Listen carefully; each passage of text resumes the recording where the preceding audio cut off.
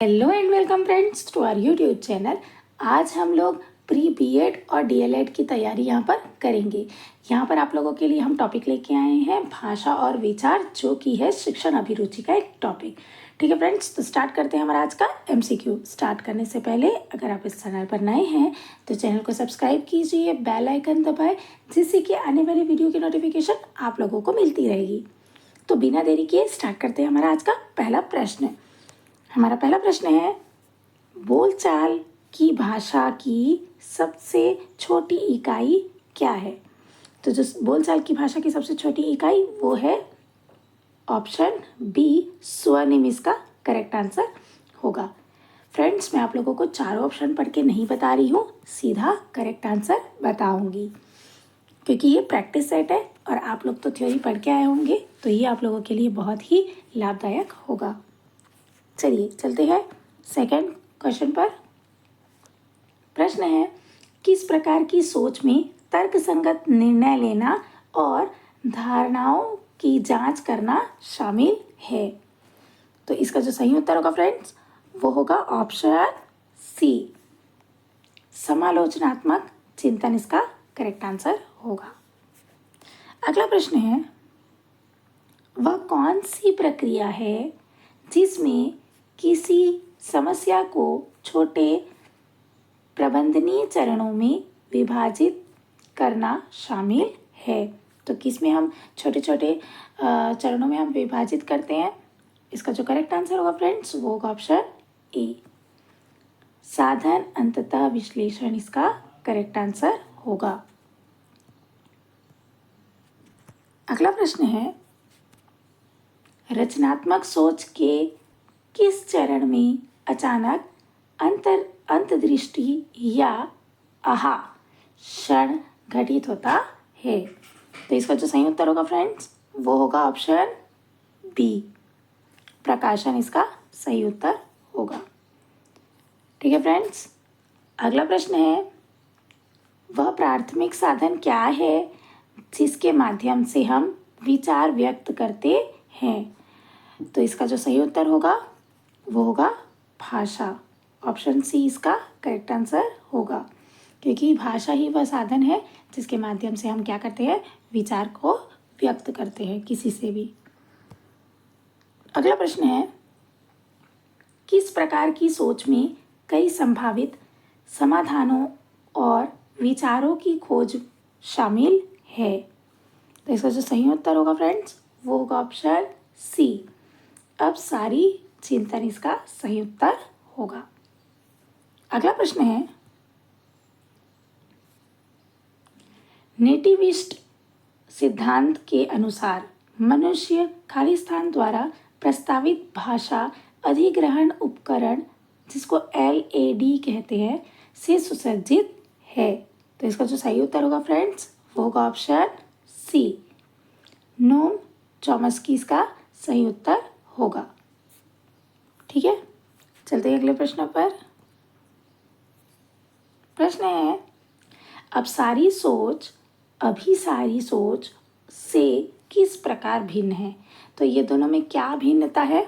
इसका जो सही उत्तर होगा वो होगा ऑप्शन बी, इसमें कई संभावित समाधान उत्पन्न करना शामिल है। ये इसका सही उत्तर होगा। अगला प्रश्न है, निम्नलिखित में से कौन सी अपसारी सोच की विशेषता है? तो हमको अपसारी जो सोच है इसकी हमको विशेषता यहाँ पर बतानी है। तो इसका जो सही उत्तर होगा फ्रेंड्स वो होगा ऑप्शन ए, छात्रों को कई संभावित समाधान तलाशने के लिए प्रोत्साहित करना, ये जो है इसका करेक्ट आंसर होगा ए। अगला प्रश्न है, शिक्षक छात्रों में रचनात्मक चिंतन को बढ़ावा देने के लिए उपमाओं का उपयोग कैसे कर सकते हैं? तो कैसे कर सकते हैं फ्रेंड्स? इसका जो सही उत्तर होगा वो होगा ऑप्शन बी, भिन्न अवधारणाओं के बीच संबंध बनाकर, ये इसका करेक्ट आंसर होगा। अगला प्रश्न है, कौन सी शिक्षण रणनीति सृजनात्मक चिंतन के विकास में बाधा बन सकती है? तो इसका जो सही उत्तर होगा फ्रेंड्स वो होगा ऑप्शन सी, सख्त नियम और सीमाएं लागू करना इसका सही उत्तर होगा। क्योंकि अगर हम सख्त नियम लगाएंगे तो सृजनात्मक चिंतन के विकास में क्या होगा, बाधा बनेगा। हमको कभी भी सख्त नियम नहीं लगाना है, यह आप लोग ध्यान रखेंगे। चलते हैं अगले प्रश्न पर। बागवानी कक्षा में छात्रों को अलग अलग बीज दिए जाते हैं और उन्हें स्कूल के बगीचे में लगाने के लिए कहा जाता है। इस गतिविधि में छात्र मुख्य रूप से किस संज्ञानात्मक कौशल का उपयोग कर रहे हैं? तो कौन से संज्ञानात्मक कौशल का यहाँ पर उपयोग हो रहा है फ्रेंड्स? इसका जो सही उत्तर होगा वो होगा ऑप्शन बी, समस्या समाधान का यहाँ कौशल उपयोग होगा। चलिए चलते हैं आगे। अगला प्रश्न है, एक शिक्षक छात्रों में सृजनात्मकता को कैसे बढ़ावा दे सकता है? तो इसका जो सही उत्तर होगा फ्रेंड्स वो होगा ऑप्शन डी, छात्रों को प्रयोग और नव प्रवर्तन के लिए प्रोत्साहित करना इसका सही उत्तर होगा। चलते हैं अगले प्रश्न पर। प्रश्न 14 है, शिक्षण अधिगम की निम्नलिखित में से कौन सी रणनीति रचनात्मकता के विकास में बाधा है? तो इसका जो सही उत्तर होगा फ्रेंड्स वो होगा ऑप्शन सी, शिक्षण अधिगम के दौरान छात्रों पर अत्यधिक नियंत्रण जो है ये इसका करेक्ट आंसर होगा। अगला प्रश्न है, बच्चे की रचनात्मकता को शिक्षक द्वारा खाली स्थान चाहिए तो क्या करना चाहिए फ्रेंड्स? इसका जो सही उत्तर होगा वो होगा ऑप्शन डी, प्रोत्साहित किया जाना चाहिए। तो हमेशा हमको बच्चों को जो है वो प्रोत्साहित ही करना है ताकि बच्चा अच्छे से सीख सके, उसकी जो क्रिएटिविटी है, रचनात्मकता है वो बाहर आ सके। चलिए चलते हैं अगले प्रश्न पर। प्रश्न है, रचनात्मक लेखन को किसके लिए एक गतिविधि के रूप में योजना बनानी चाहिए? तो इसका जो सही उत्तर होगा फ्रेंड्स वो होगा ऑप्शन डी, सभी बच्चों के लिए। ये सामान्य रूप से होना चाहिए, इसीलिए सभी बच्चों के लिए एक समान होगा योजना। अगला प्रश्न है, निम्नलिखित में से कौन समस्या समाधान की एक तकनीक नहीं है? तो समस्या समाधान करने की बहुत सारी तकनीकें होती है, इनमें से कौन सा एक नहीं है?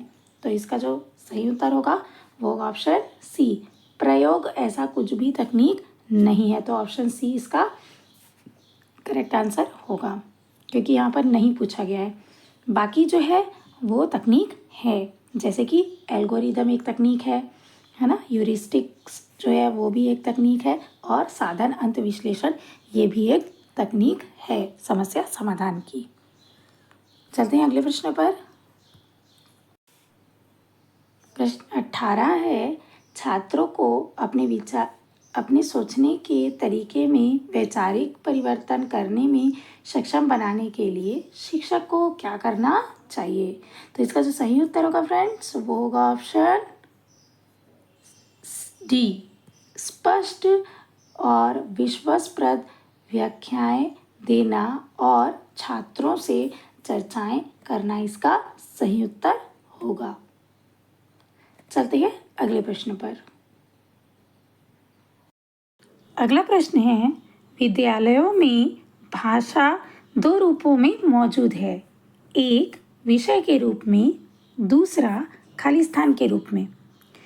तो इसका जो करेक्ट आंसर होगा फ्रेंड्स वो होगा ऑप्शन बी, माध्यम इसका सही उत्तर होगा। चलते हैं अगले प्रश्न पर।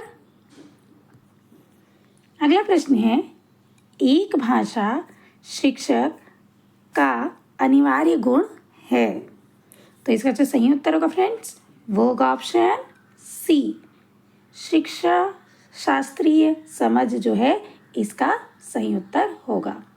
ठीक है फ्रेंड्स, आज के लिए इतना ही। मिलते हैं अगले वीडियो पे। अगर आप इस चैनल पर नए हैं तो चैनल को सब्सक्राइब करना ना भूलें, बेल आइकन दबाएं जिससे कि आने वाले वीडियो की नोटिफिकेशन आप लोगों को मिलती रहेगी। मिलते हैं अगले वीडियो में। Thanks for watching.